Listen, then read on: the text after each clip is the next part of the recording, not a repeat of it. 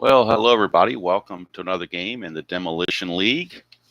This one I'm kind of starting from scratch to show the thought process that goes on before the game starts, all the things I look at to get things going, including pitcher injuries, chances, and ballpark weather effects and lineups.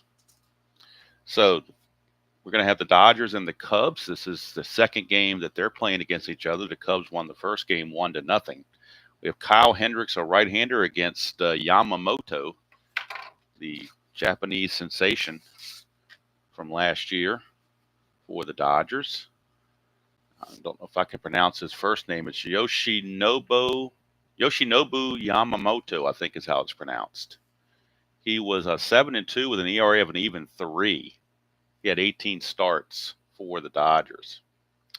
All right, so first thing we do is go to the roster sheet for Strat-O-Matic, and I look at the Dodgers, which they are right here, and Yamamoto is listed as the right here. This is Yamamoto's numbers. He's got a 3 next to his name. What does the 3 mean? Well, that means when you come over here to the injury chart, the 3 correlates to a 610. So anytime you roll a 610,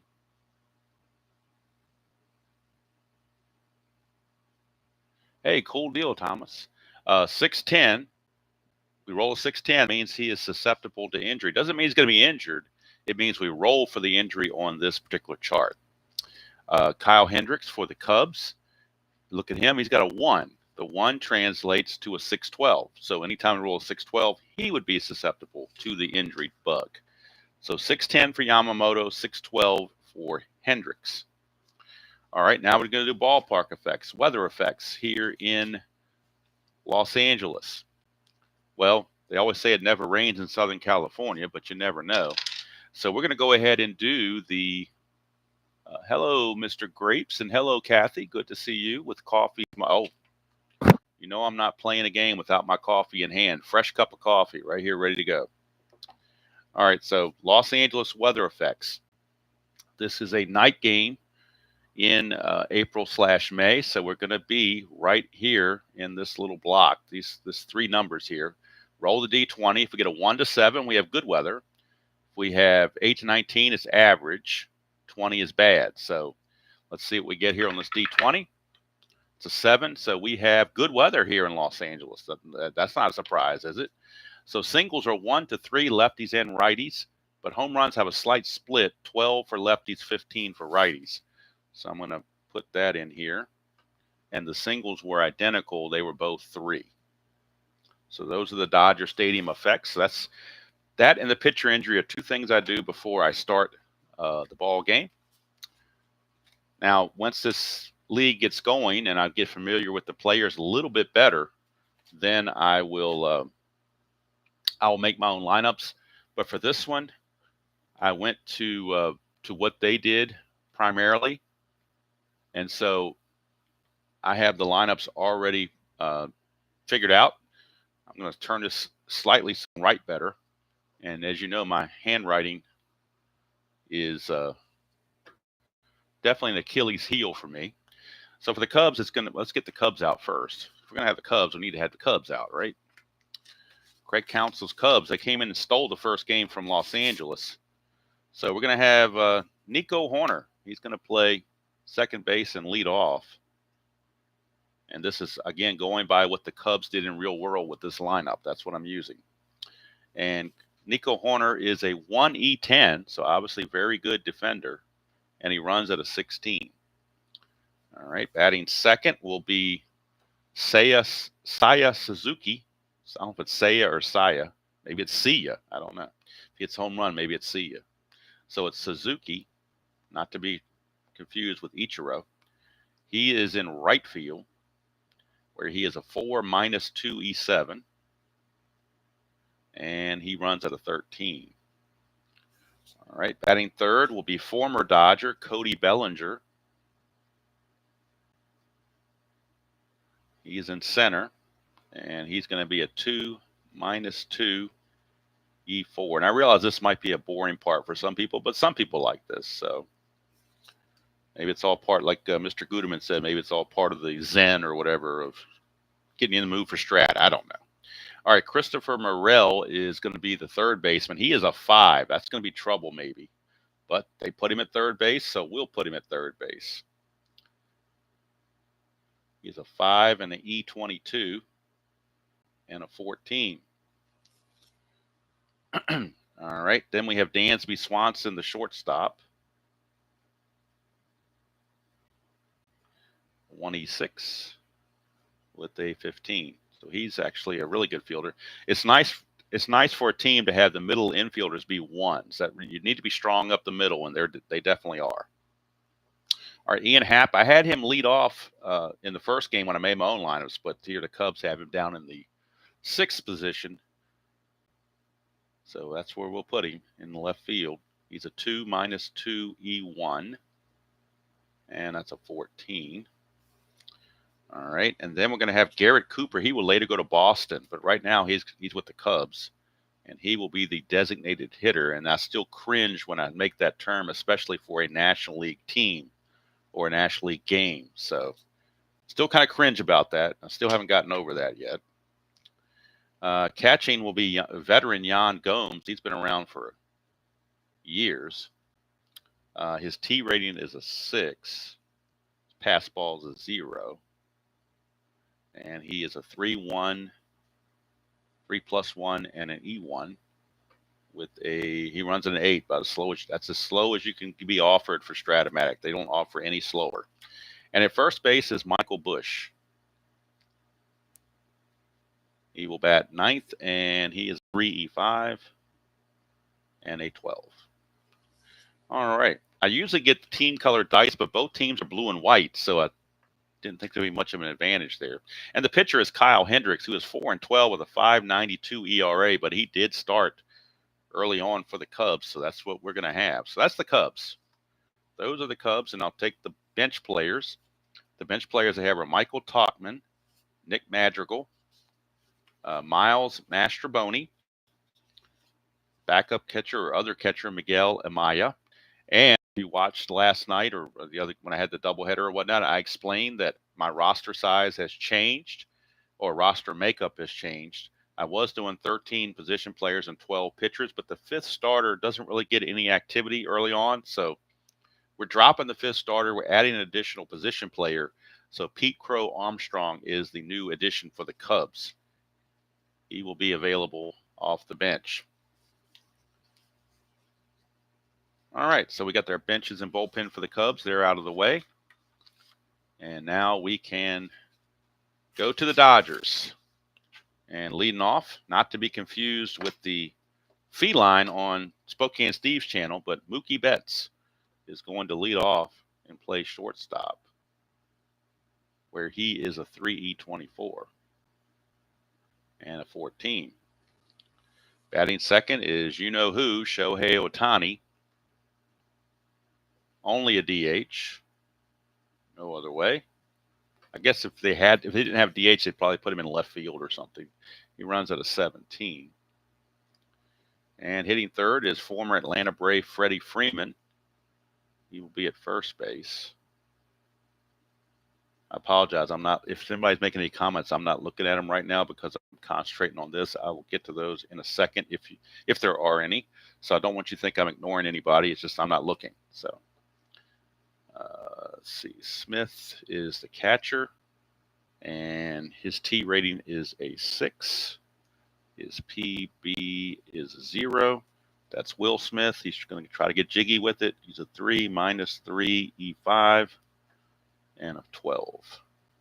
So that's Will Smith. Max Muncy at third base will be the next hitter for the Dodgers. And he's a 4 E14. And that's a 12. And next up is left fielder Teoscar Hernandez. And that's a 4 minus 1 E3. And he runs at a 13. And James Outman is the center fielder. And he is a 3 minus 1 E4. And a 15. I can write a 5. And veteran Jason Hayward is in right field. He's been around a while. He's a 2, -2, E3, and a 12. And last but not least, second baseman Gavin Lux will round it out. And he is a 3, E12. And a 14. All right. And of course, pitching is Yamamoto. And he was 7-2 with an ERA of an even 3. So now let me get all this straight, and I'll get the score sheet put where it needs to be so that we can get going. Drink my coffee and make sure I'm up to speed on everything. Hello there, Mr. Jeffrey. Good to see you. I was waiting to see if you were going to come on and do a game. That's why I waited so late. But I figured if you hadn't got on by now, I figured you maybe just weren't up to it or didn't want to or whatever. So I figured I'd jump on and see what we could do here. All right, the bench for the Dodgers. The bench players available: Miguel Rojas, Chris Taylor, Austin Barnes, the backup catcher. It says Enrique Hernandez, but it's really, they call him Kike Hernandez. And again, the player they added was Andy Pages. I checked the announcers. His name is not pronounced Pages, it's Pages. So it's Andy Pages is the new guy that was added to the roster, and the number 5 starter was sent to the minors. And we'll get the bullpen for these teams ready to go.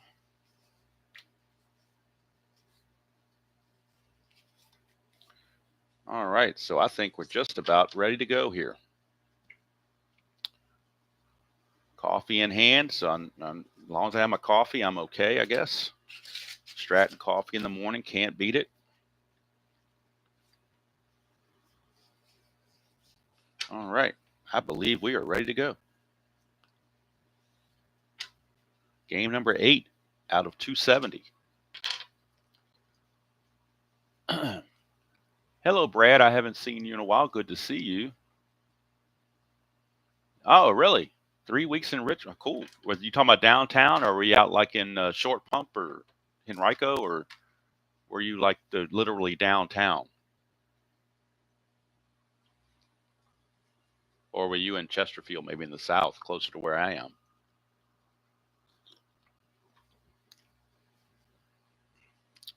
That's fine, Jeffrey. Like I said, I didn't want to step on your toes if you were going to come on, so I kept waiting and waiting. And I figured by 9 o'clock, I kept looking at your channel and making sure there wasn't anything posted, because the last thing I want to do is step on someone's toes. So,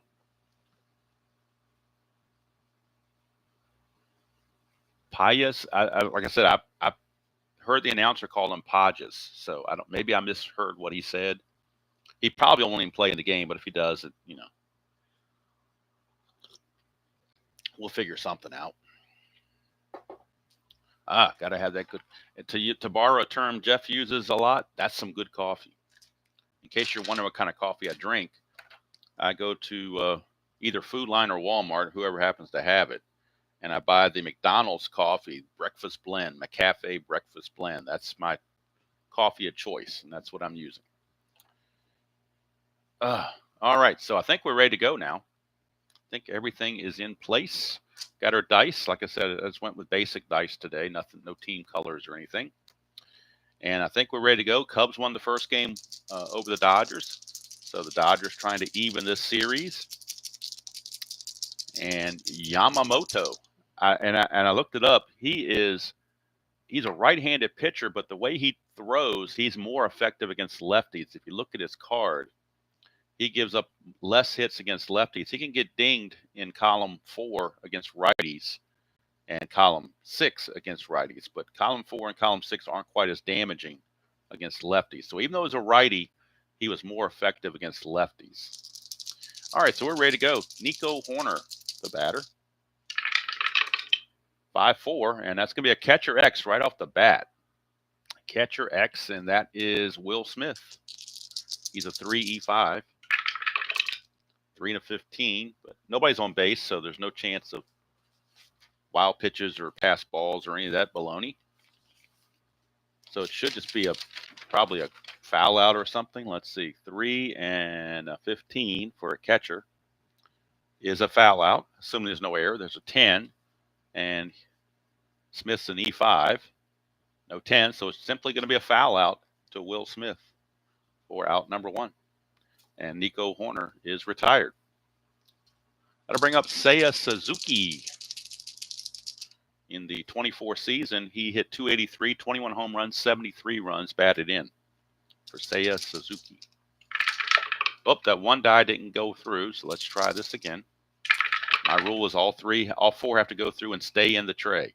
That's my house rule. 2-8 is a strikeout, so Yamamoto gets his first strikeout.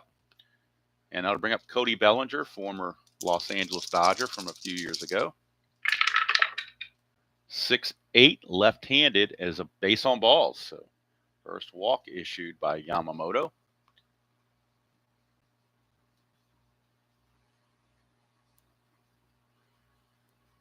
So Bellinger can get the lead with a 5. Didn't go over the hold ratings for Yamamoto. He's a -1. Smith's a -3, so that makes for a -4. So that could be a little tough to go. If Bellinger does get the lead, it'd be down to 1-12. But I still think it's worth the gamble. That's 60%. So he needs a 5, and he doesn't get it. So it's a moot point. And here is Christopher Morel, the third baseman.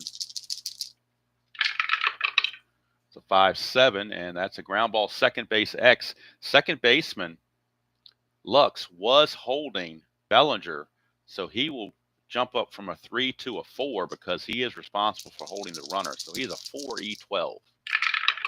And that can come into play. 4 and a 6, that definitely could hurt him. 4 and a 6. 4 and a 6. 4 and a 6 is a single. Single. If we didn't change the rating, it would be a single anyway because of the pound sign. Here it's only a 1 base advancement. This way it would have been a 2 base advancement. So it's a single 1 star. And that will move Bellinger to second. Now we're checking for the error. And the error rating on the second baseman Lux is a 12. And that's a rare play. Just what we need is a not so rare play on a S1. And it says with runner on first base, the batter hits a line drive, which hits the runner. Okay, so we got a little bit more of a rare play here. The runner is first called out, batter goes to first, but that's the third out of the inning. So that time we actually got a little bit of a rare play. So Christopher Morel, actually I've got to take that single away now. That single goes away as his line drive hit Bellinger. And so he is out. Not sure exactly how they score this. Let's see. Runner first is out. Oh, so he does. Actually, I keep the single. He is credited with the single. But Bellinger is out 3 unassisted because the first baseman is the closest player to him. That's the way that rule works, and that's going to end the inning. So you get a single, but the inning's over because you hit the runner. So that time, actually, Strat actually did a play that I've seen in real baseball before a couple times. So but it doesn't happen often, so it is a true rare play. That's probably their best rare play they have, in my opinion. So the hit is good, but didn't help because Bellinger got in the way. All right, so here is Mookie Betts, or as I call him, like because I'm a fan of the group The Who, Mookie, you better, you bets.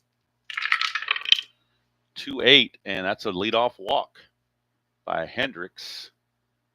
Hendricks had a rough year in 2024, but he was listed as one of their first starters, so that's what I went by.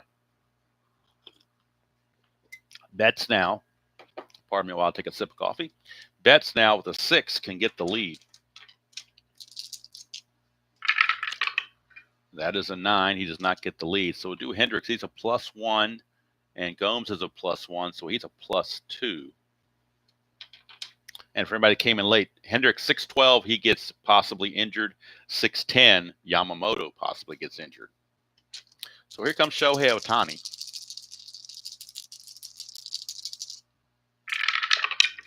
That's a 3-8, and that's going to be a strikeout. So Ohtani with the whiff. 1 away, and here is Freddie Freeman.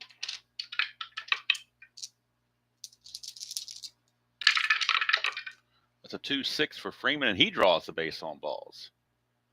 Hope we're not going to have one of these games where it's a walk strikeout deal. We need some contact here. I know it's 2024, but you guys can do it.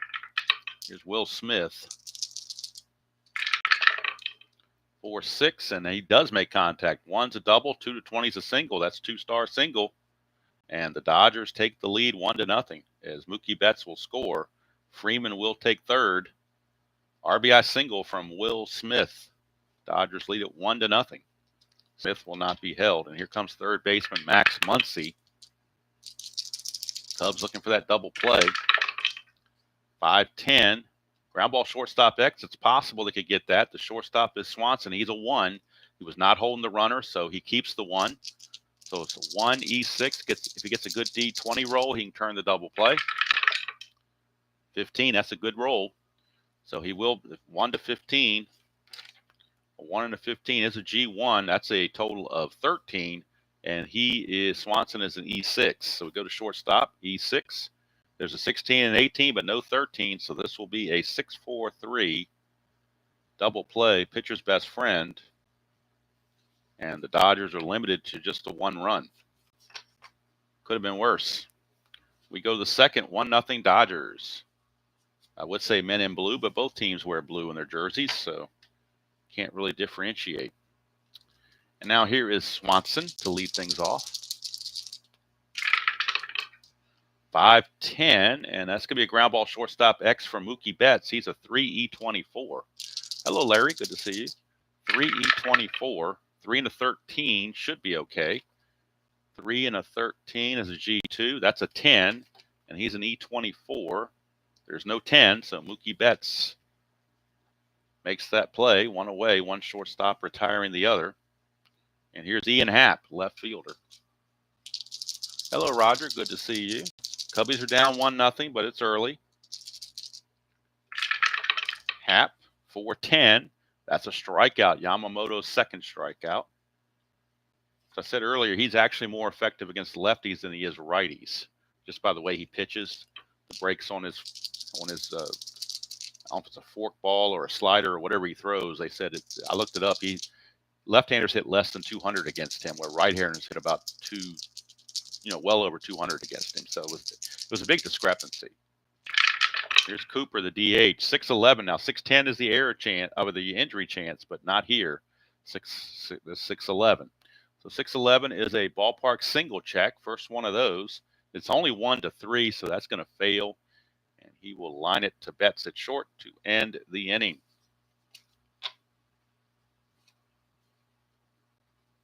Hey, Mr. Jester, good to see you. I know you and Strat-O-Matic have an intimate relationship.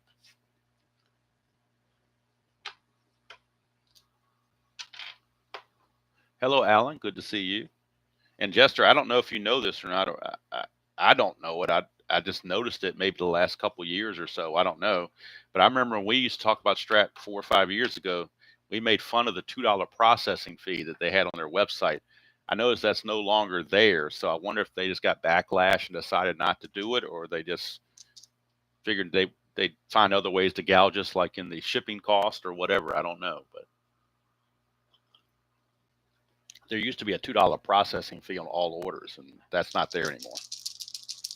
All right, here's Teoscar Hernandez. 6-7 against Hendricks. Remember, he needs a 6-12 to be injured. 6-7, a 1 to 3 single, and the double die is a 1. How about that? I knew the double die would start coming up very shortly, and it just hit right there. So Teoscar Hernandez needs a 6 to get the lead. And he gets the 6 right on cue. So he's an 18, being held as a 16, plus 2 is an 18. 1 to 18, and he will steal it. The T rating on Gomes is a 6, so they'll take the chance. And he's in there. Stolen base. He had to have a 1, 2, or 3 to go to the T rating, but the 6 well below the 18. Stolen base for Teoscar Hernandez. He's in scoring position with nobody out for James Outman.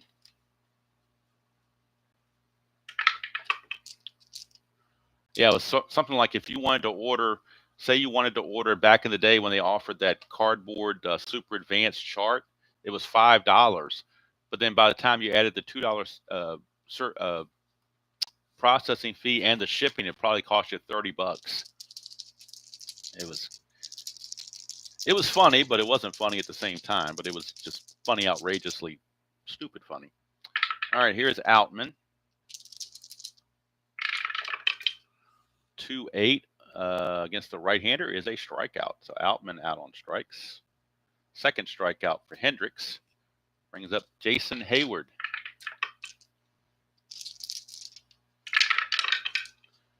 5-7, and that's going to be a ground ball, second base X.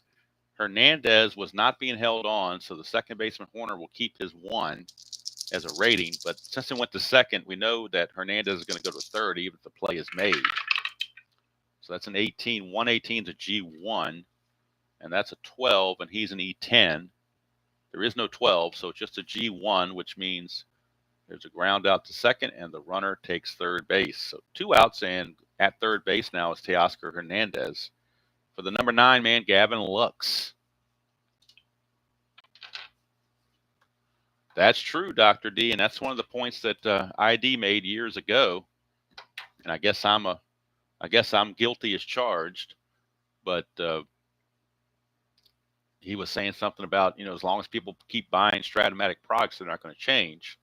And so I guess since I bought my order a couple weeks ago, I guess I'm part of the problem. I don't know, but me withdrawing from buying Strat is not going to change their philosophy. It would take a much bigger boycotting effort than that. But my other argument is I think Strat-O-Matic is so good, I'll put up with the inconveniences because I think it's the best. 4-2, and that's going to be a ballpark blast. It's 1-12 for left-handers, and that's an 8. Gavin Lux just goes deep. Look at it again, 4-2, ballpark blast on Kyle Hendricks. Home runs are 1-12 at Dodger Stadium, and the Devil dies an 8. So that's a home run for Gavin Lux. And the Dodgers are jumping on Kyle Hendricks. It's now 3-0. Favor of Dodger Blue. Comes Mookie Betts. 6-4, and that's a ballpark single check, 1-3, but that's going to fail. So he will fly to left field and end the inning. But 2 runs come in on the 2-run homer from number 9 hitter Gavin Lux. At the end of 2, it's 3-0 Dodgers. 3-0 Dodgers. Kathy, I couldn't have said that better. And like I said, anybody, if anybody has not seen my my take on Strat-O-Matic with the good, bad, and the ugly, if you look at that review, it's probably 85 to 90% positive. I don't sugarcoat it. I do talk about the things that they could improve on, but I don't just give a complaint. Each complaint, I try to give what I thought would be a good solution. But so I don't want to be one that just complains and not give solutions. So at least offered a solution on each of those that I think could be better. And who knows? I may at some point tinker with making my own rare play things. You don't need that many, really. If you look at the rare plays, you need 1, 2, 3, 4, 5. You just need 5 sets of rare plays. 1 for S1, 1 for S2, 1 for G1, G2, and G3. And then if you want to do it by base situation, you could break that down to base situation or out situation or whatever. But it probably wouldn't take that much. And now that I think about it, I might end up doing that. I don't know. But yes, Kathy, you pretty much succinctly put in there what I was thinking. All right, here's Jan Gomes. It's a 2-5, and that is a strikeout. Strikeout number 3. And here's Michael Busch.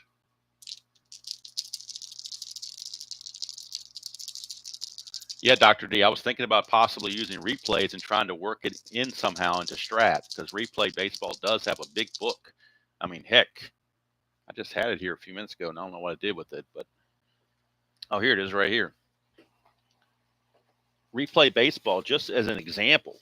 I mean, this Strat-O-Matic could do this. There's no reason Strat-O-Matic couldn't do this. Replay Baseball has a rare playbook. I don't think it would cost. I don't think it costs Replay Baseball that much money to make a rare playbook. But their rare playbook is not only running situation, but also out situation, and what you roll on the 2d6s. So I don't think it would cost Strat. I mean, it couldn't cost Replay Baseball this much money to make a book like this. It's a nice, sturdy, spiral-bound book.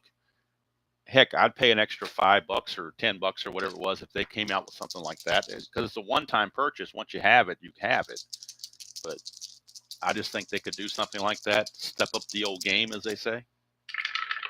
Here's Bush, 6'5", lefty, struck him out. Strikeout number 4. And I'd much rather see them focus on, because I'm a cards and dice guy. Some little gnat has got in here somehow. I'm a card and dice guy, so if they never updated the computer, I'd be okay with that. I just want to have good card and dice components and good card and dice action. Hey, happy birthday, Mr. Tim. I'm still calling you Tribe fan. You're still Tribe fan to me.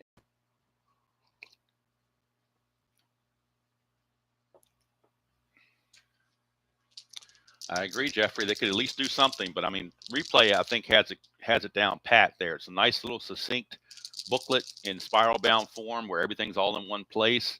It's all done by not only the out situation, but the base running situation and the 2d6 rolls. That controls everything. All right, here's Nico Horner, top of the order, 4-6. Struck him out, so Yamamoto strikes out the side. He's got 5 strikeouts now. And that's going to end the inning. And if you've been watching the previous demolition games, you know early in the season, for the pitcher's first, each time a pitcher makes a first start, no matter what their fatigue is, I cut them, no matter how, unless they're pitching a no-hitter, they're coming out after 6 innings. Just to be realistic, because managers aren't stretched out enough, and you don't want to injure them. So there you go. I agree, Joel. I'm seriously thinking about doing that. All right, here's Ohtani. He struck out his first time, 6-11, but Hendricks injury is on 6-12, so he avoids that. 6-11. Oops, over here. 6-11 is a ballpark single check, 1-3. That's a 12. So he will line it to second base for out number 1. So Ohtani has not done well. Unlike Aaron Judge for the Yankees, Ohtani, the other big star, has not done well so far. I tell you what, I'd be willing to compile a list if people wanted to send me stuff. I can maybe give you my email or something, or and say, okay, this is an idea for a rare play, and maybe a community effort where we can, everybody can contribute a couple of rare plays or something. I don't know, but it's a lot for one person to. Yeah, no, we don't want to do that. So, Dr. D, I don't think they would have the gall to do that, but who knows? But hey, if they did it, that means the whole community in Strat, because there's so many thousands of people who play Strat that don't know anything about this channel that would benefit. So, all right, here's Freeman, 4-6, and that is a single to center field. So as long as the community benefits, I don't care who gets credit for it. Freeman will single, but he will not be held. And here's Will Smith. Hendricks may be in for a short outing in this one. He is not doing so well. 5-5, but he does get a ground ball shortstop X, so it's a possibility with that one shortstop Swanson that you could get the double play and get out of the inning. 1-11 is definitely a G1. That's an 11 for the D6s, and he's an E6 at short, and 11 is no problem. So a 6-4-3 double play, second double play turned by the Cubs in 3 innings, and it's kept Hendricks in the game. That will do it for the Dodgers. After 3 complete, it's 3-0. And I will say, I'm definitely happy with the card quality of this 24 set. There's nothing wrong with it. It's sturdy enough for me. It would last a whole season replay, I have no doubt. Now the 76 set is a different story. 76 set is flimsy. I will admit that. When I unboxed that, it was a noticeable difference to unperforate those cards was a big difference. I'd really make sure I didn't tear anything because they were just so flimsy. So I don't know what kind of paper they used for that, but they should have given a discount on paper. But that set was the same price as every other set. So what are you going to do? All right, here's Suzuki 3-6, and that's a 1-7 single, but that's a 14, so he will ground it to first base C. And with the birthday boy in here, that's where I got the idea from for when it's a C or an X chance to first base, you make it a 3-1 put out just to give some variety. It's not in the rule book. That's just a house rule. And here's Cody Bellinger. 4-11, and that's a ballpark single check. Again, it's only a 3, so he will line it to second. 2 down. Dodger Stadium not giving up much in the singles category. Home runs, they're okay, but you're not going to get many singles. They have so much foul ground there, I think, that takes away from that. Yeah, Colin, it's not much more than tissue paper. It's almost like tracing paper. You could take one of the cards, put it on top of the other, and trace something. That's how thin it is. 6-6 right-handed is another strikeout. Strikeout number 6 for Yamamoto in 4 innings. And the Cubs are still hibernating, apparently, because they just have not come out to hit. We got 1 hit for the Cubs in 4 innings. 2 base runners, 1 hit. And that's it. And the only hit they got, they couldn't even enjoy it because it hit the runner in the end of the inning. So they couldn't even bask in the glory of their 1 hit because it was tainted. All right, so here's Max Muncy. He hit into a double play his first time up. Hello, Chuck. How you doing? Tabby is right outside the door, having a good old time just sitting there. I'm not going to bother her or do anything. If she comes in here, that's fine, but I'm not going to encourage it, coax it, or anything like that. It would have to happen organically. And then even then, I'd try to keep her off the table. All right, here's Muncy. 6-11 again. Hendricks at 6-12 is the injury, so he escapes that. 6-11 is a ballpark single. 1-3, that's a 16. So again, a liner to second. So a lot of failed ballpark singles coming up here for both teams, really, at Dodger Stadium. Here's Teoscar Hernandez. 5-11 right-handed. Ground ball first base X. That is the first baseman Bush. He's a 3-5, and again, if he makes the play, it'll be a 3-1 ground out. 3-14 should be no problem. 3-14 is a G2. At first base, he is an E5, and that is a 10, so that's definitely no problem. So once again, he will gather it up, flip to Hendricks covering, 2 down. For James Outman. 5-7, and that is a ground ball second base X. Second baseman. Again, it helps to have a 1, so you know he's going to get to it. We're just rolling for an error. That's a 6. He's an E10. E10, there is no 6, so good play for Nico Horner. And the Dodgers go quietly here in the 4th. We go to the 5th, it's still 3-0 Dodgers. Yamamoto has struck out 6 in 5 innings.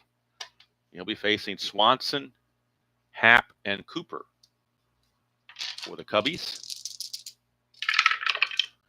3-8 for Swanson is a fly out to center field. Outman will haul it in.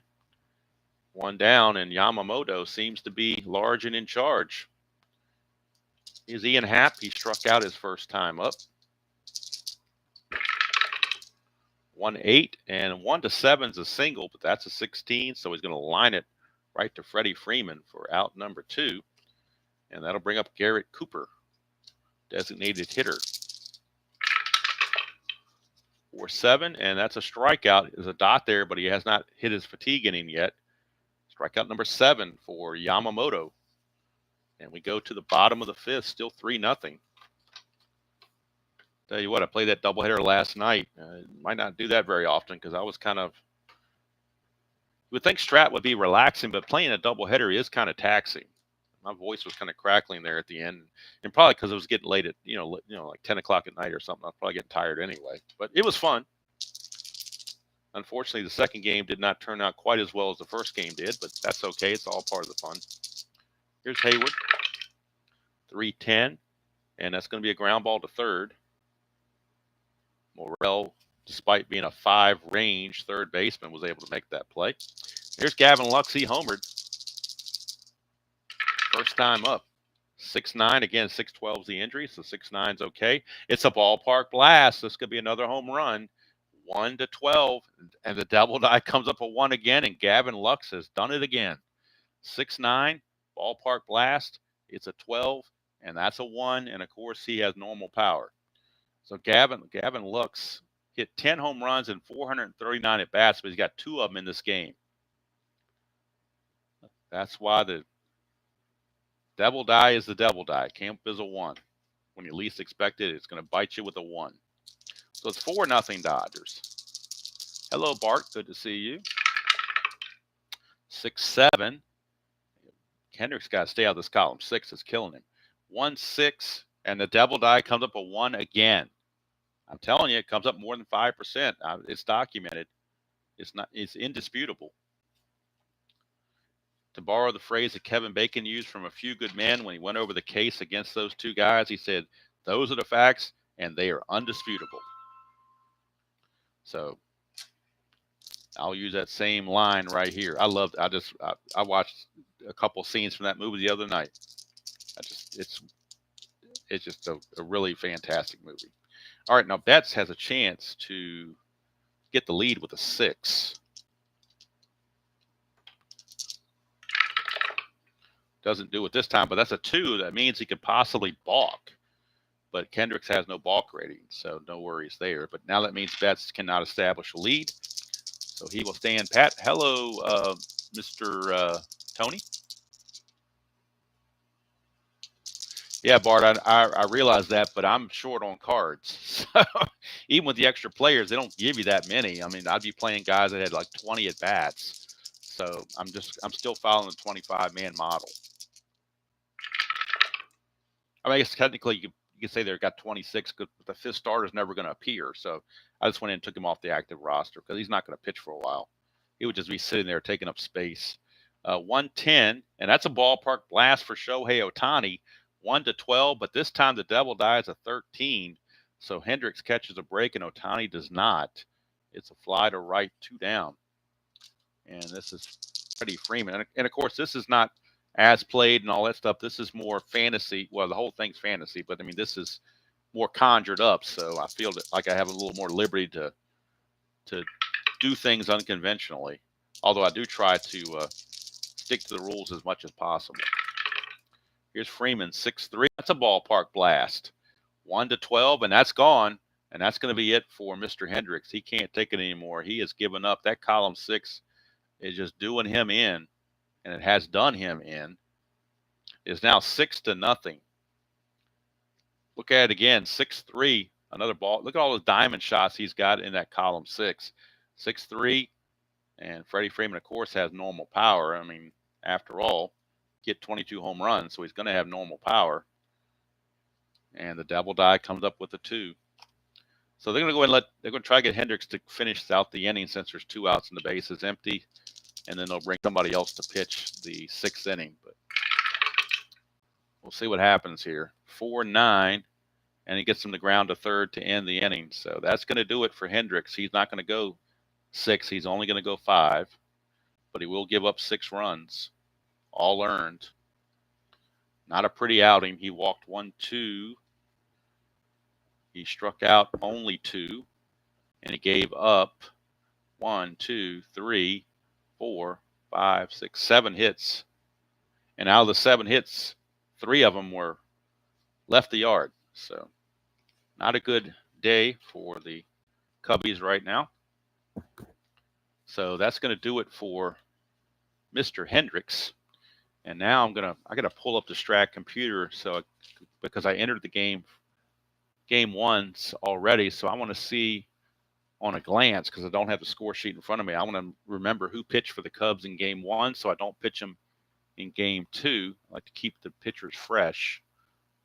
So let's see who pitched for the Cubs in game 1. Look up their stats here. All right, so the pitchers were Neris and Thompson. Those 2 pitched in game 1. So everybody else has full fatigue. Well, Neris only pitched 1 inning, so he technically could come back. Thompson went 2 innings, so he's definitely unavailable. I'm going to put these two guys at the bottom, and that means the Cubs still have Tyson Miller. This is from the right side. Tyson Miller. Adbert Alzolay is a right-hander. Let's see. Mark Leiter is a right-hander. And they got two lefties, Luke Little and Drew Smiley. So that's who they have available, rested in the bullpen. They have not pitched yet. So with 2 out of 3 lefties coming up, I think we're going to a left-hander in the 6th inning, and it's going to be Luke Little. He was 3-1 with a 3.46 earned run average. So Luke Little. And if we start rolling 6s on him, I'll look up and see what his injury is. Or actually, just to show you on this roster sheet, I can find it myself. He's probably in the extra players. Luke Little. Why is he not in the additional players? Oh, they actually listed him in the main roster. Wow. He's a 5. Okay, so when they have a 5 next to his name, we go over here to our chart. That means on a 6-8, if we roll a 6-8, he will be susceptible to injury. So we definitely got to keep track of that. So 6-8 is the roll. If we roll a 6-8 when he pitches, he's susceptible to injury. All right, here's Yamamoto. He will be in his 6th and final inning, as I am capping everybody at 6. And 5 was his fatigue inning, but he has full endurance, so no problems with that whatsoever. And we'll start the 6th inning. It is 6-0 Dodgers, as they seem to be large and in charge, as the saying goes.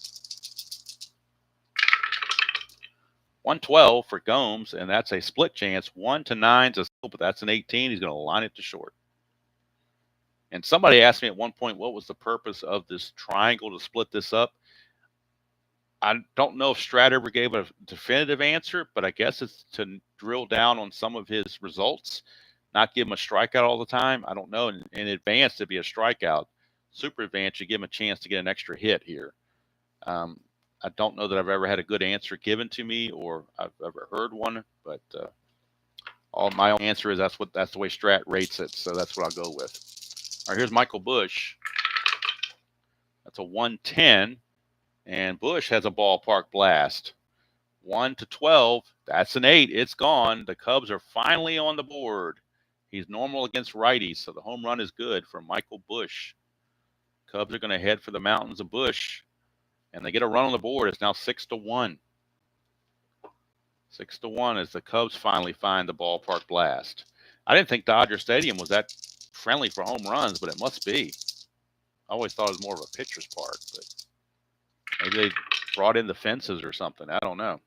5-6 right-handed is a strikeout. So Yamamoto comes back with his 8th strikeout, trying to end his outing in style. Here's Suzuki. That's a 6-8, and that's going to be a 1-18 double. How about that? Suzuki will snag a 2-out double off of Yamamoto. One more base runner, and he'll be fatigued. They want to get him through the inning. Here's Cody Bellinger. Actually, 2 more base runners. 6-5, but it doesn't matter. He's going to strike out Bellinger, and that's going to do it. 9 strikeouts for Yamamoto. An impressive first game for Yamamoto. He does give the home run to Busch, but everything else very effective. 9 strikeouts. He only walked 1. He walked Bellinger in the first inning, didn't walk anybody after that, and he gave up 1. He's only given up 3 hits. So fantastic outing for Yamamoto. And I'll have to do the same thing for the Dodgers. Look on the Strat computer and see who pitched the last game, or in the last game, because I don't want to overuse anybody. So if I look at the Dodgers and look at their stats, it'll tell me who pitched in game 1 in relief. And we had Yarborough, Hudson, and Kelly and Vesia, but none of them pitched more than 1 inning. So they're technically all available, but I want to use the guys that didn't pitch at all. So that means Ryan Brazier is available. He didn't pitch. Evan Phillips didn't pitch. He's like their closer. Let's see. Daniel Hudson, did he pitch? Yeah, he pitched. Michael Grove did not pitch. So I got those three guys to choose from first before I go to the other guys. Unless the game gets really close, then I have to go to the better pitchers. But I'm gonna lean into these three guys because they did not pitch in game one. Now, for relief purposes, they all have fatigues of 1. So let's see who we're going to go to first. They're going to go to Michael Grove, Michael China Grove. He will be the pitcher that starts in the top of the 7th for the Dodgers. Michael Grove. All right, so bottom of the 6th, and Luke Little, the left-hander, will be coming on, facing left-hander Muncy, right-hander Hernandez, and left-hander Outman. Bottom of the 6th is now 6-1 favor of the Dodgers. Here on this Thursday morning strat. Hope you're having a good Thursday. 6'10". Luke Little's injury is 6'8", so he avoids that. 6'10", left-hander is a catcher X. Gomes is a 3E1. 3 and a 6 for a catcher. Oh, and Tabby has joined me in the room now on her blanket, so she's quiet, and we're going to leave her that way. 3-6 for a catcher is a P/P, so that's just going to be a pop-out. That's a 13. He's only an E1. You have to have a 17 to be an error. So P/P, where are you? There you are. Let's see here. If pass ball does not occur, batter pops out. So there you go. No pass ball to worry about. The batter pops out. So Muncy pops to Gomes, 1 away, and here's Teoscar Hernandez. Teoscar Hernandez, 1 for 2 with a stolen base and a run scored. 1-8 against the lefty. I remember to come to the left side. 1-8's a walk. So he will walk.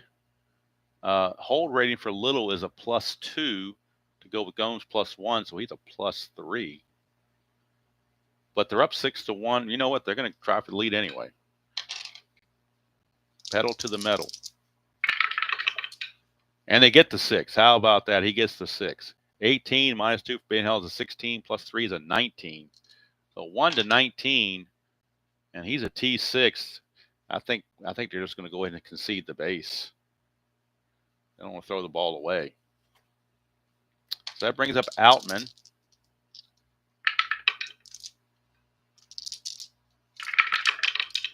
So 1-6 for Outman, lefty on lefty. He will walk.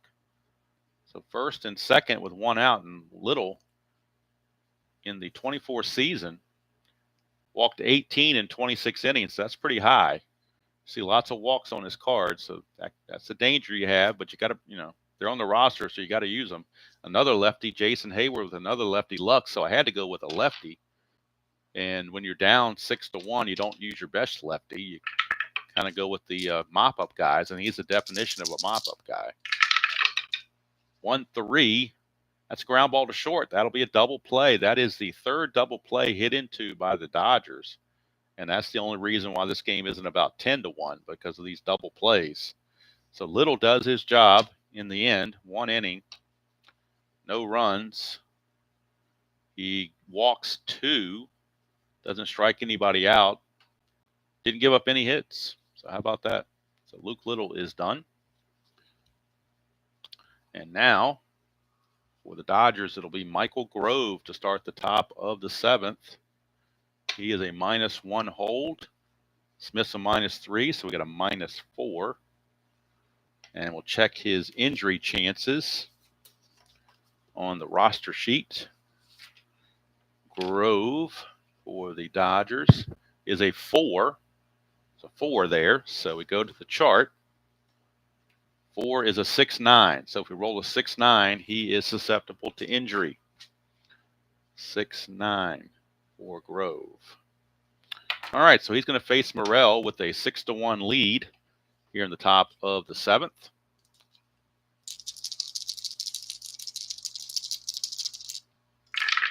Morel, 2-4.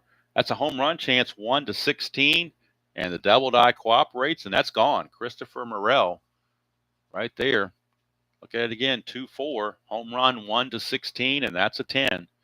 So Grove rudely interrupted or rudely treated by a Morel home run, cuts the lead to 6-2.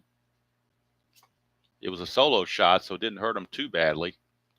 And here's Dansby Swanson. Both runs by the Cubs off of home runs. 5-7, and that is going to be a strikeout. So Grove comes back and strikes out Swanson. One away. You could say Swanson was frozen at the plate. Not heated. 5-6, switch hitter batting left. That's a strikeout. That was a weak pun, I'm sure. All right, here's Garrett Cooper, designated hitter. 3-7, and that's a ground ball to second. Lux handles it, and the inning's over. So Grove goes 1 inning, gives up a hit and a run. That home run does record 2 strikeouts, and his day is done. And now the Cubs will need a new pitcher as we head to the bottom of the 7th. And I will need to heat my coffee because my coffee has gotten where it's not very warm. So while I mull over who to bring in to pitch, it's going to be Lux, Betts, and Ohtani. So 2 out of 3 are left-handed, but I think in a 6-2 game, it may not matter about lefty-righty. I think they're just going with whoever they can find to go out there. So they're going to go with Mark Leiter. Mark Leiter will be the new pitcher for the Cubs. He was 2-4, 4.21 earned run average. His hold's a +1. With the +1 there is a +2. And we'll check the roster sheet for his injury chances for the Cubbies. Leiter must be in the extra pitchers, I mean. Leiter, here he is. He's a 1.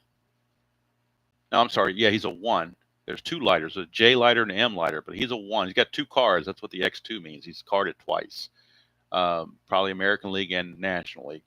So he's a 1 there, which means he's a 6-12, just like Hendricks was. So 6-12 is his injury chances. 6-1 Dodgers as we go to the bottom of the 7th. And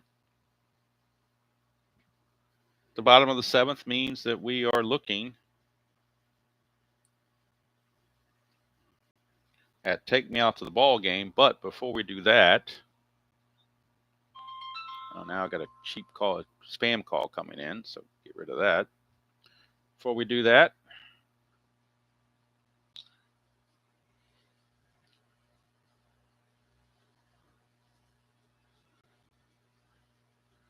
this is where Tabby is sitting right now. Just took that picture. So she's sitting on her blanket. She's all happy. So there she is. She's out of the way, thank goodness, and we don't have to worry about anything. But now we are going to take me out to the ball game while I go heat my coffee. So I'm going to stretch. I probably need to stretch at this point. Go downstairs, heat my coffee, and you can listen to Take Me Out to the Ball Game.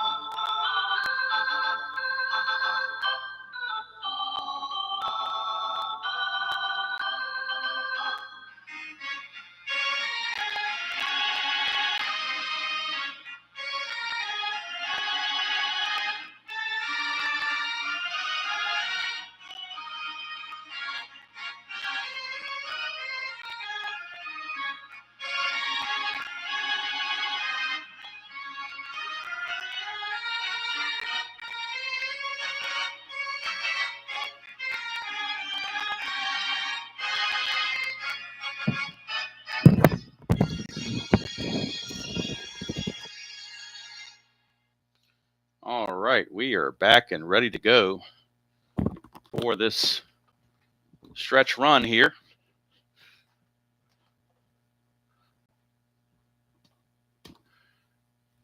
Got my coffee, back ready to go, nice and heated, ready to finish out the game with it. Mark Leiter will be facing Gavin Lux to lead off the bottom of the 7th. 6-2 now in favor of the Dodgers. 110, and that's going to be a 1-2 triple. Anything else, he singles. So a leadoff single for Lux. He is 3 for 3, 2 home runs and a single. Having himself quite a game from the number 9 position. And here's Mookie Betts. Mookie, you better you bets. 1-8, and that's a walk. So, boy, Leiter in some rough shape, but Cubs down 6-2 probably were already in rough shape. Here's Ohtani. This is the 3rd batter, so if we want to replace Leiter after this at bat, we can, because this is his 3rd batter. That's the rule in 2024. Have to face 3 batters. 2-6. And that's a ground ball to second. Another double play. Boy, that's how they're getting out of the jams.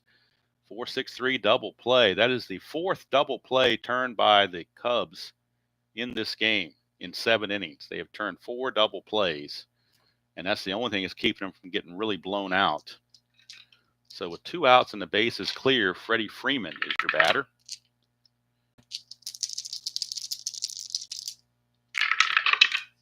It's a 2-9, and that's a fly to right to end the inning. So Leiter sneaks out of the trouble thanks to that double play. He did give up a walk and a single, but no runs, which was more important than anything else. No strikeouts. And they put a 0 on the board. That's the most important. That's the bottom line, as they say. That's what counts.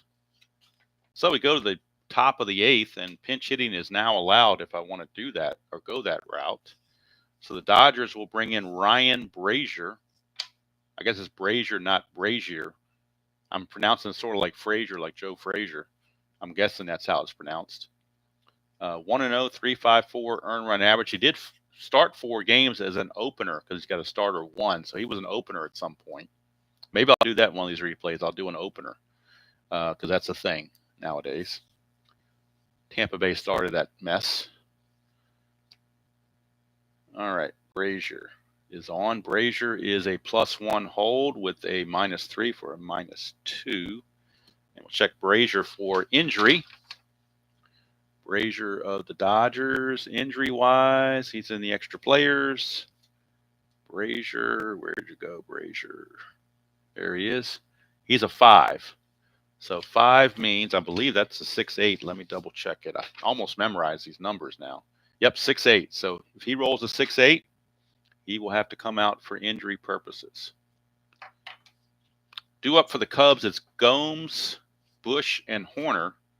Gomes will be pinch hit for. He's not a very good hitter, hitting 154, as a matter of fact. If you look at Gomes' numbers, in 91 at-bats, he had 154. So they will go to the bench, and they will bring in a guy they just brought up, Pete Crow Armstrong. He's going to get an at-bat. And then the new catcher will be Miguel Amaya. He'll catch the bottom of the 8th. But Pete Crow Armstrong, 372 at bats, 237, 10 homers, 47 driven in. And the Cubs announcers, to make it easier, call him PCA. I have heard them say that. So we're going to have him pinch hit. Let's see here. For Gomes. And then we're going to have Maya catch in the 8th. All right, so pinch hitting here in the 8th, and he's going to catch in the 8th. But right now, Ryan Brazier facing PCA, as they call him. See what he can do for the Cubbies. 6-8, and that's the entry check. Brazier was a 6-8, and we just hit it. So first thing we do is to resolve the at-bat, and then we roll for injury and see how many games he's got to miss. 6-8, let's see here, 6-8. Is a 1-2 single, and the double dies a 1. Wouldn't you know it, it's going to add insult to the injury that he gives up a hit on a 10% chance. But that's the way it is. And now, that's one way to get around the 3-batter rules, get injured. So 6-8. So we look to our pitcher injury chart. A 1-6, he can stay in the game. Anything 7 or higher, he's going to come out. That's a 9, so he's going to have to come out. It says here he misses 4 games, but since it's 1/3 of a season, we drop that by a third and round down. So I'll make it a 1 game. So he's going to miss this game and the next game. He will be unavailable in game 3. So Brazier, which is probably not that big of a deal. So he'll be unavailable game 3. So Brazier is gone. And that's where the injury comes into play. And now they will go to somebody else. They don't really want to go to Phillips because he's their closer. So they'll probably find somebody to close, fill the gap until the 9th inning. So we're looking at, let's see who's coming up. Bush and Horner and Suzuki. You got righties coming up left and right. So they will go to Joe Kelly. This will be a 2nd consecutive outing, so Kelly will be unavailable as well. So Kelly and Brazier are going to be unavailable in the game 3 because this is Kelly's 2nd consecutive outing. He pitched in game 1, so can't pitch 3 games in a row. And I guess you technically could, but if you want to follow proper ruling, you don't do that. So let's see here. Kelly, let's see what his injury factor is. That's why it's a demolition league, because anything can happen with these injuries. And you got to use your full bench. All those minor obscure players that don't ever get to play, they get to play here. All right, so we are looking at Kelly, and he is a 5 as well. So that's a 6-8, same role. So 6-8 once again will be the factor for injury. Now Crow Armstrong is on first base. He could try to steal, but it wouldn't be wise. Down 6-2, and they got a -5 hold, so he will stay put. They will hold him on, but he won't go anywhere. And now Michael Bush is going to come on to hit.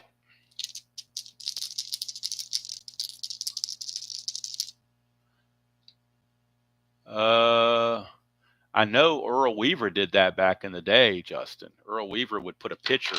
In 1980, he was famous for doing that. He would put a pitcher that maybe had pitched that pitched in a previous game that wasn't available. He put him in the, he put him as a DH leading off, so the other manager wouldn't know who his real DH was going to be. And then when the manager put in their starter, whether it's righty or lefty, then he could substitute with the real DH, either Terry Crowley, a lefty, or maybe one of the right-handed DHs. So, yeah, Earl Weaver was the institutor of that, the Phantom DH. That was in 1980. So, Michael Bush, the batter. Kelly, he will try to avoid injury as best he can. He's got to avoid that 6-8.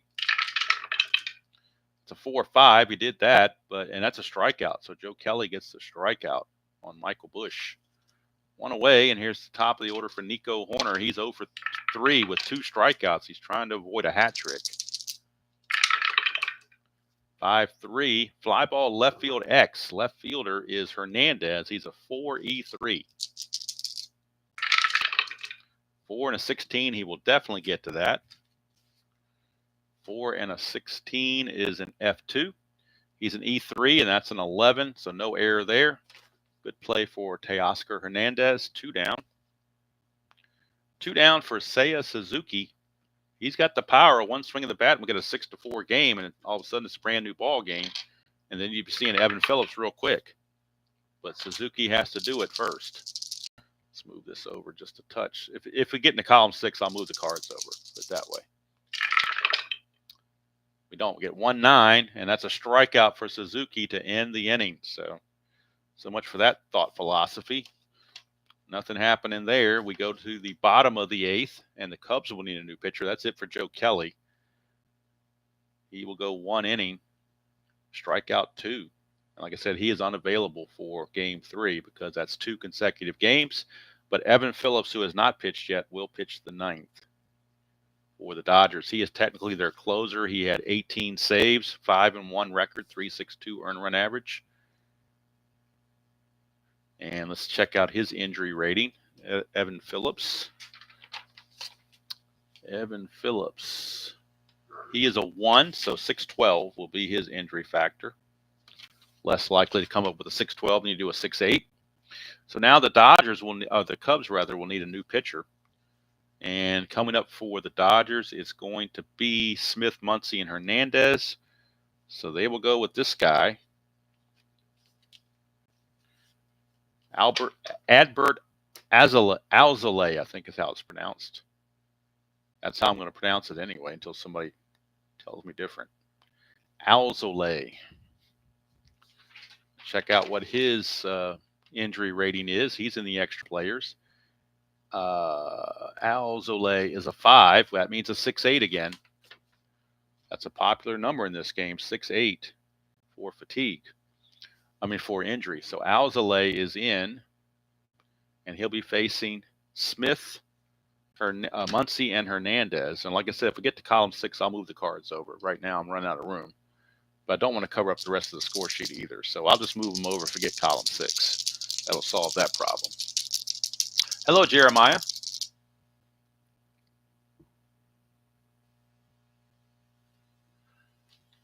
With T's, huh? Okay, there you go.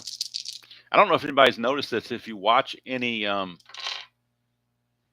think it's in the minor leagues too, but if you definitely was in college. If you watched any of the college baseball and softball, if you watch that, there are 2 first base bags in those leagues. One for the runner, the traditional one where it is in fair territory, and one for the runner in foul territory. I'm not sure if the major leagues will ever go there. I hope they don't, but that's another thing they're doing there as well. And of course, you had the female umpire, which I think she graded out 92%. So that's no worse than what they already have. It can't be worse than Angel Hernandez. All right, here is Will Smith. 4-6 for Smith, and that's a home run chance 1-9, and that's a 6. So Will Smith getting jiggy with it. He is going to take Alzolay deep, and it is now 7-2. My voice is already going from that doubleheader last night, I guess. I need to drink more coffee.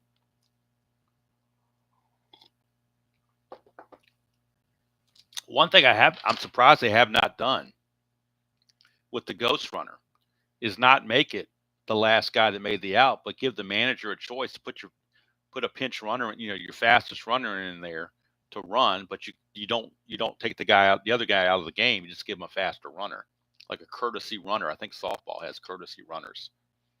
So I'm surprised the way they're specialized and everything. I'm surprised they haven't done that. I'm also surprised they haven't reinstituted re-entry, where a guy can come out of the game and come back in the same game. I'm surprised that hasn't been done.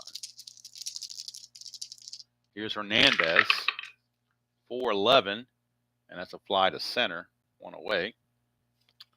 And I'll bring up Outman, 2-2, and that's going to be a ground ball to second for out number 2. So too bad we couldn't have a closer game today. I'll tell you what, that Pirates Yankee game last night was the best game in the 2024 that I've played so far out of the 8. That was far and away the best game, most exciting game. Here's Hayward, 1-8 for Hayward, and he's going to ground it right back to Alzolay. The Dodgers get a run. Alzolay 1 inning pitched, a hit and a run. No walks, no strikeouts, and that'll do it for the Dodgers. They take a 7-2 lead into the 9th, and it will be Evan Phillips who will come on. Again, Evan Phillips, 5-1, 3.62 ERA, and 18 saves in the 24 season. And let's see, we've already did his injury thing is 6-12, so he's got to avoid a 6-12. He'll be facing Bellinger, Morel, and Swanson for the Cubs. And we'll see what happens. Like I said, if column 6 comes up, I'll slide him over so you can see it. All right, 1-11. And that's going to be a ground ball first base C. And again, to pay homage to Clee baseball fan, we'll call it a 3-1 put out on that C. If it's A or B, it's just 3 unassisted. If it's X or C, it's a 3-1. That's just a little house rule. Here's Morel, 5-5. And that's a strikeout for Evan Phillips. So Cubs 1 out away from being taken care of, and the Dodgers evening the series at a game apiece. Here's Swanson. 6-7. Boy, he just missed it. Well, 6-12 would have been the error, not 6-7. So 6-7 is a strikeout, and that's going to end the ball game. Very anticlimactic for Phillips. He goes 1 inning, strikes out 2. So the winner is Yamamoto. He is 1-0. The loser is Hendricks. He is 0-1. Of course, there's no save because the score was slightly out of hand. For the Dodgers, 7 runs. They do it on 9 hits. For the Cubs, 2 runs, both on home runs. They muster a grand total of 5 hits. And I don't think there are any errors in the game. I don't remember seeing any errors for either team. So there you go. Dodgers win it 7-2 to even the series at a game apiece. They will play the 3rd game at some point after all these other teams play their 2 games. We'll finally get to the 3rd game for them, and they'll try to even the series, or one of them will try to take the lead in the series. If we look at the schedule that the Strat computer put out, I wasn't very impressed with how they did their scheduling, but because it's not staggered enough for my liking. But there's the schedule. So after the first 3 games, they change opponents. The Dodgers will start playing the Twins. The Cubs will start playing Toronto. Minnesota will play Oakland. The Yankees will play San Diego, and Kansas City will play Pittsburgh in a 3-game set that way. So that's the way Strat put up the scheduling, and that's just the way it goes. You are welcome, Kathy. I hope you had at least a reasonably decent time here watching this.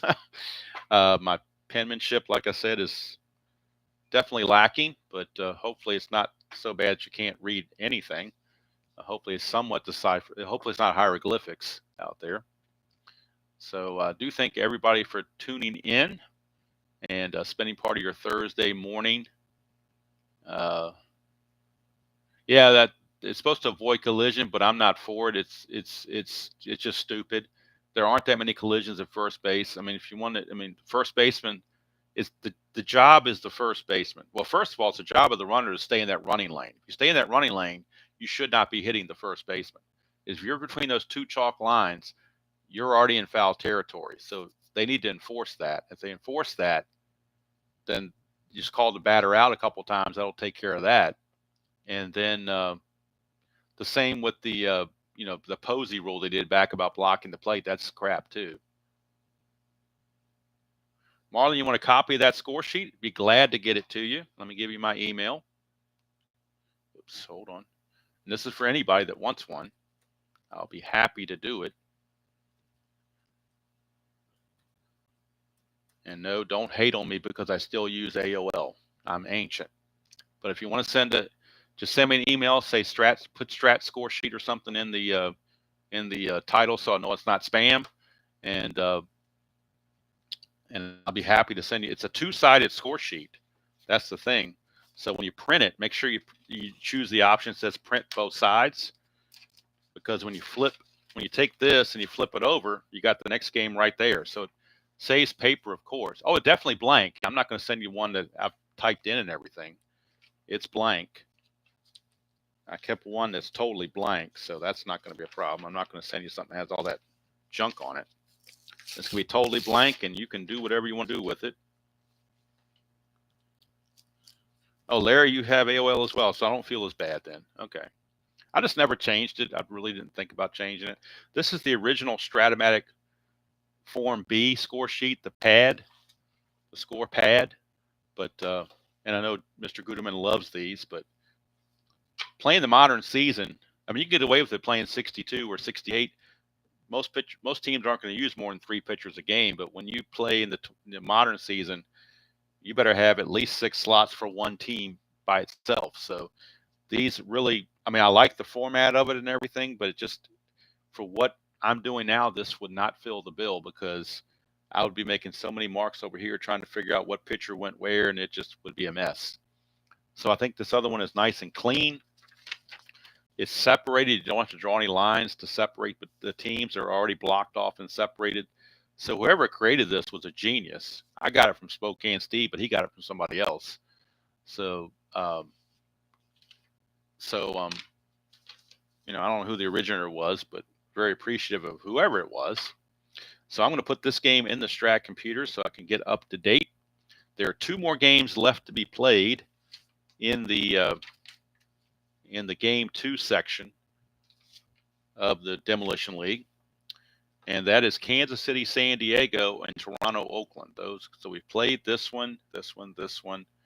Played the Cubs just now. We played Miami, Minnesota last night.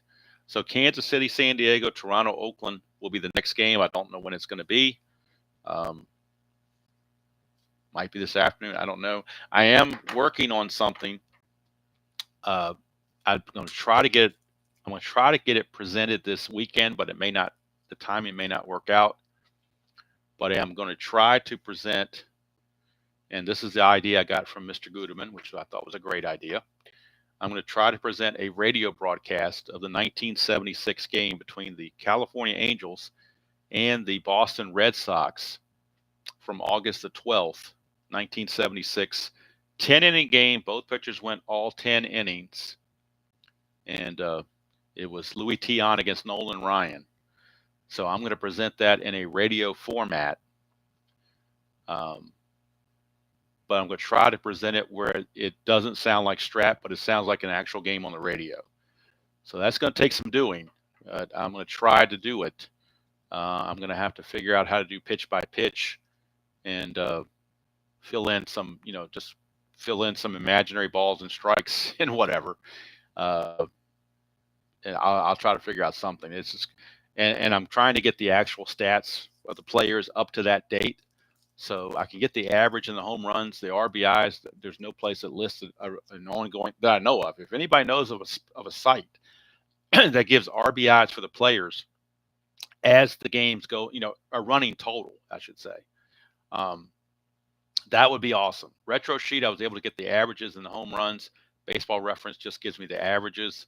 But I don't have any place where I do the RBIs, so I'm having to go into each individual player's game log and count up the RBIs. Actually, what I'm doing, I'm taking their total RBIs, subtracting out whatever they got in September and up through August 12th, backing those out, and that gives me the original RBI total.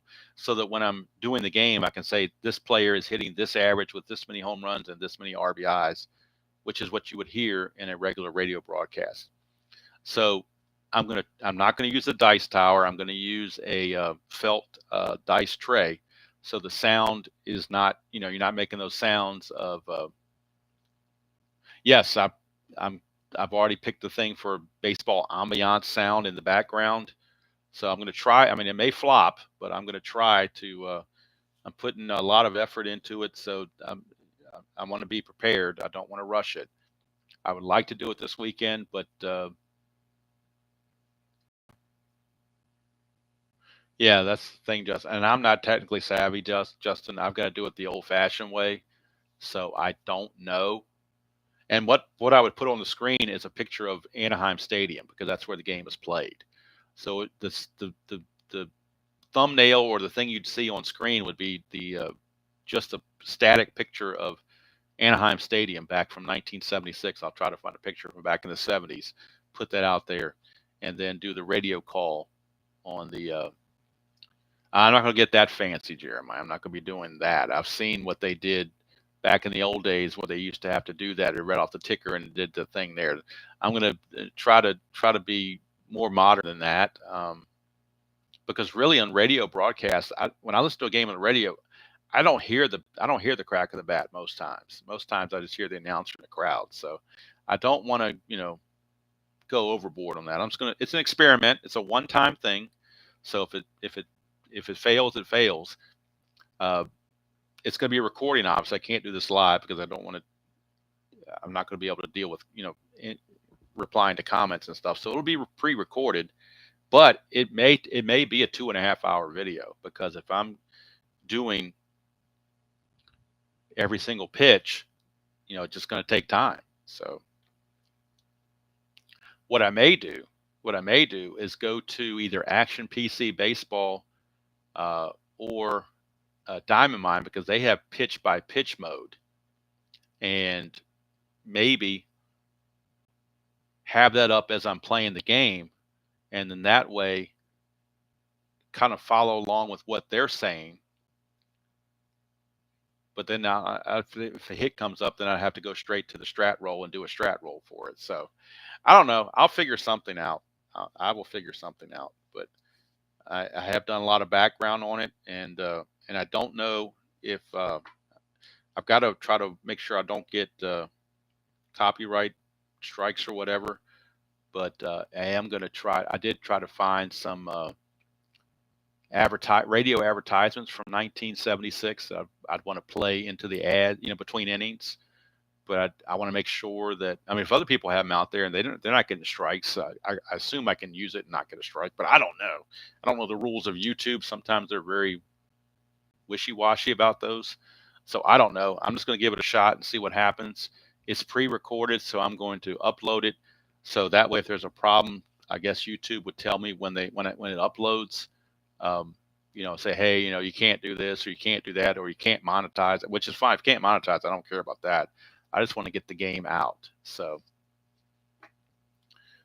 yeah, Jeremiah, I picked 20. I've got 20 different radio ads that I've saved up on a playlist from 1976. And I used a couple from 1975 that were still applicable. And so I plan to do those between innings.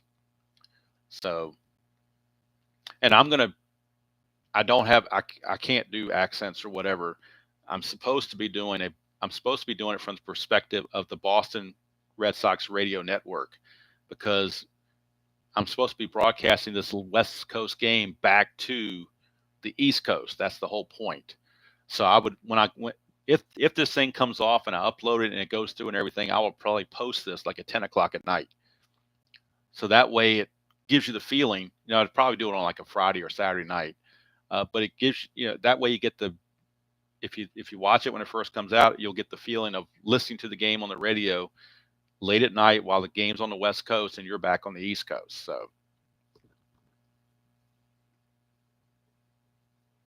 oh, the fielding change. Well, let's look at the rule book and we'll find out, Grapes. That's a great question. That is a great question. Let me find that. I know it's not my own, so I got it from somewhere. So I'm figuring it has to be from the rule book. But maybe I did get it on my own. Maybe it is my own thing. I don't know. Let's see here. Where is the fielding? Okay. I'm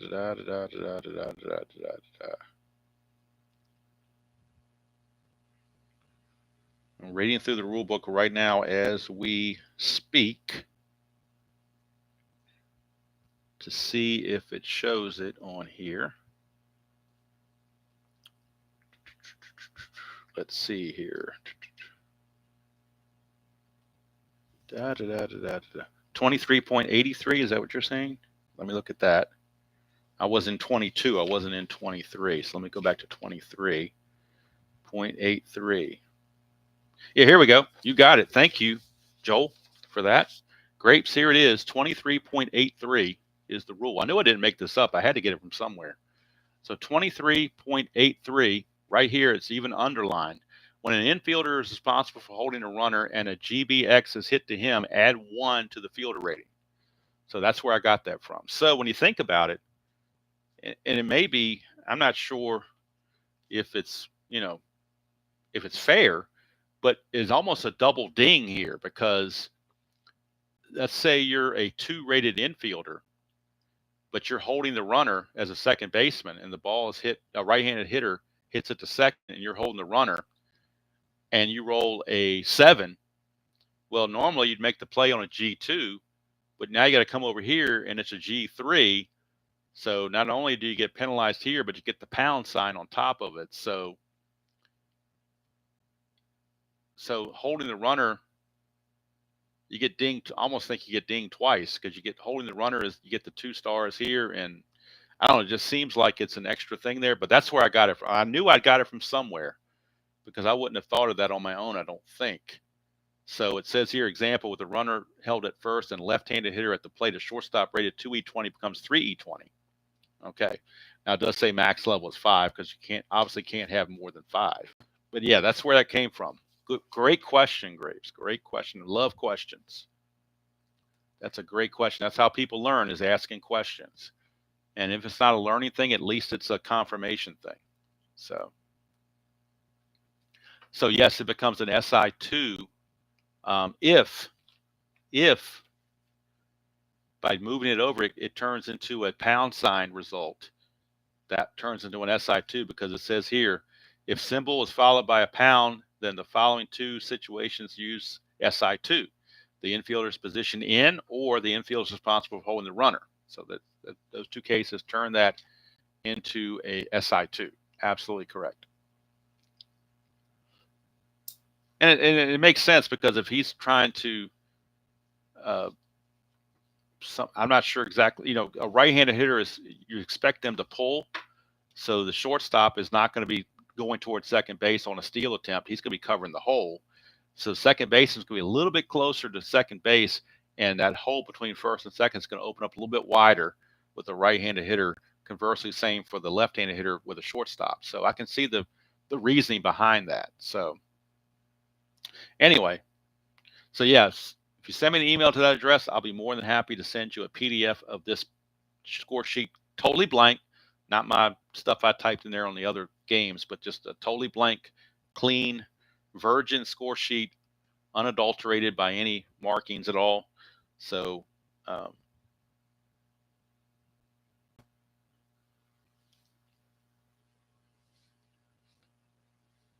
you're holding a runner with that position, wouldn't it become SI? Not necessarily. I mean, if you got a 1 second, well, let me get the infield chart here. If you have a 1 second baseman and you roll a 8, he becomes a 2 second baseman. It's still a G2. It doesn't become an SI2 unless the pound sign kicks in. And the pound sign kicks in more when you get a higher rated. But even a 1, if he's holding the runner, a 1 through 4 on a 1 will turn that ground ball into a single 2 stars, but it has to hit the pound. I mean, it could be where you go from a G1 to a G2 and there's no effect because there's no pound sign. Oh, Dr. D, I'm sorry. I typed it earlier. I'll type it again.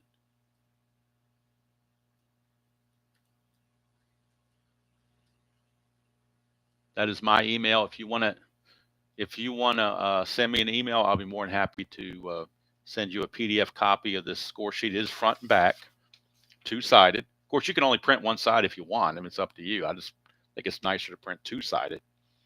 Like I said, I got this from Spokane Steve. He got it from somebody else, so just kind of paying it forward. Anybody that wants it can have it. Just the only thing I ask is that in the subject line of the email, you put Strat score sheet or something to that effect. So I know it's not somebody, if I get a strange email I don't know, it's not a spam email or something like that. Or, so I won't just delete it on site. But if I see Strat score sheet in the title, I definitely will not delete it. I will send it out. So just keep that in mind. So yeah, that's it. So there we go. So next game on the schedule for the Demolition League, it's going to be either Toronto and Oakland or Kansas City, San Diego. Probably Toronto, Oakland, because I started the whole thing with, they were game 1, so I don't want to make them game 10. So we'll probably do Toronto and Oakland. So I'll go ahead and fill at least the first part out here. Game number 9 is going to be Toronto and Oakland. And Oakland won the first game, so much to the surprise of many people. So Toronto's got to win to keep from going 0-2 and falling behind at least the Twins, who are 2-0. The Twins are 2-0. The Dodgers and Cubs are 1-1. Pirates and Yankees are 1-1. So of course it's a long way to go. Only played 2 games instead of out of the 54. That's just a smidgen, but you don't want to get too far behind. So I do appreciate all you guys spending your morning with me here on this Thursday morning. I'm going to go look into working on that radio broadcast thing. Do some tweaking with that. Figure out how I'm going to do it and try to find these RBIs for these players, the running totals, or at least a close approximation. I could probably fudge it because nobody really cares. You just want to make it sound realistic. I mean, you don't want to have a guy with 2 home runs and 73 RBI. You want to take his season total maybe, and maybe what I'll do is take his season total. It might be a quick fix. Take a season total and then figure out from August 12th to the end of the season, what percentage of the season that is, and take that percentage of his. Well, Joel, if they're keeping out of trouble, that's a good thing. But I might just, instead of taking it, I think I'm going to do that instead, because it really doesn't matter if I'm off by a couple of runs batted in. It really doesn't make any difference. I'm just using those numbers there as a part of the ambiance of the broadcast. It's not to be precise or anything like that. So what I'll probably do is look at the grand total RBIs, look at how much of the schedule is left from August 12th to the end, whatever that percentage is, and I deduct that percentage from the total, and that'll give me a rough estimate of how many RBI they had at that point. So I'll do that probably. And I did go through and check the pronunciations of all the players, so I'm hoping that I'm getting those right. 76, though, I was 11 years old in 1976, so I was pretty confident of that. And this is a score sheet that I made up ahead of time on the computer. So I've got their uniform numbers here because I like to have the uniform numbers. I've got the umpires listed, and I've got the temperature and the attendance. It doesn't give me what is made up of temperature. It doesn't give you the Baseball Reference doesn't give you the temperature. It gives you the time of the game and the attendance. Got the benches and bullpen all here.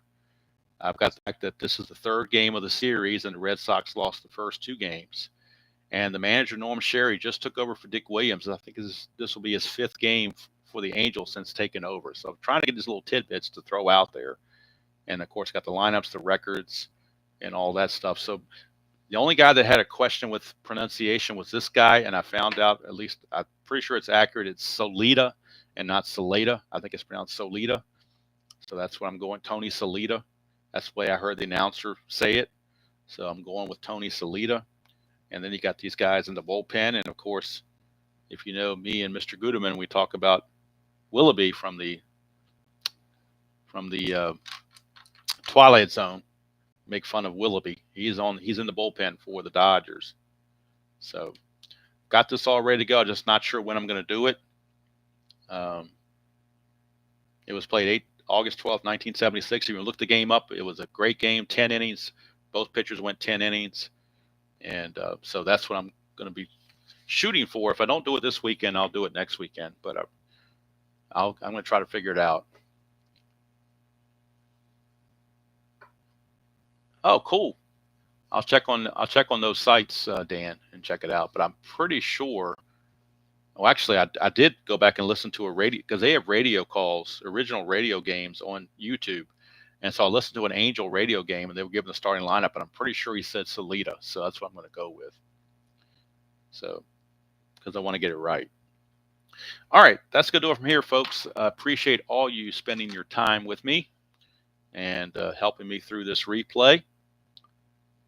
My goal is to get this done before mid-February so that when the new season comes out, I can have a brand new set of cards, brand new set of. I'm going to buy the computer and the whole 9 yards, so I can have all the extra players, even the non-carded ones. So if I need extra players, I can print them out, and that way I can, instead of having to maneuver the computer to move guys around from my 23 season to my 24 season. I like to have them all on the computer. That way it's much easier just to create a new league, and it's much smoother. So looking forward to that. This is just a practice run to get to there, but I'm gonna have fun while I'm on the journey anyway. So Tabby has gone back to her spot in the hallway, so I'm gonna leave. Oh, she is, man, I tell you what. She is what I call zonked out right now. No question about it. She is zonked at the moment.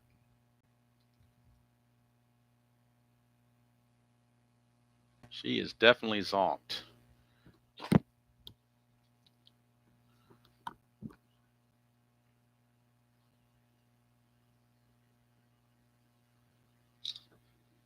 No question about it. She is zonked.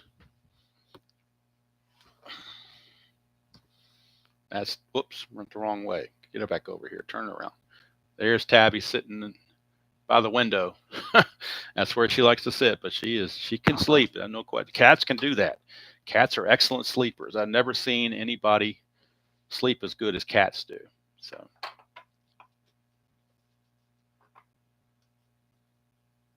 So Lita, it says, okay, thank you, Dan, for confirmation on that. Appreciate that. Grapes, I don't think anybody could take 2 games from me at one day. I think people have to piecemeal me instead of doing things like that. So, but I may come back later this afternoon or this evening and do a game with Toronto and Oakland. But yeah, 24. Yeah, that would be something, wouldn't it, Justin? That would be something. You talk about a way to get people to tune out. That's the best way to do it, right there. Maybe a Labor Day, like a Jerry Lewis Labor Day telethon thing. Huh? I don't know how he did it back in the day. I guess he took little cat naps here and there while he had some entertainment going on. But that, I know he was wiped out after those 24 hours. He had to be. So, but I remember growing up watching those. So that was a pretty cool thing. Drugs, okay, yeah, maybe he was taking some speed or something to get him, hyped up. I don't know. If I did it, it'd just be numerous cups of this would be getting me going. But anyway, I'm gonna go ahead and sign off, and I'll go ahead and prep this Toronto Oakland game so it'll be all ready to go when the time comes. I do again appreciate all you guys for.